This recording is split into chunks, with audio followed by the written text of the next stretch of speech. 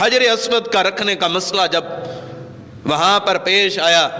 تو ہر قبیلے کا بڑا شخص یہ کہتا تھا کہ ہم یہاں پر حجر اسود کو نصب ہم کریں گے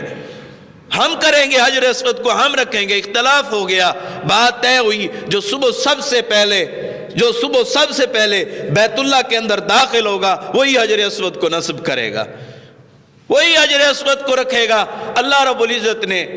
میرے اور آپ کے پیر جناب محمد الرسول اللہ صلی اللہ علیہ وسلم کو بھیج دیا، اور آپ صلی اللہ علیہ وسلم پہ اتفاق ہوا سب پہ کہ یہی امین ہیں، یہی صادق ہیں اور یہی سچے پیغمبر ہیں، اور ان آپ صلی اللہ علیہ وسلم نے پھر حجر اسود کو اپنے ہاتھوں کے ساتھ نصب کیا ہے۔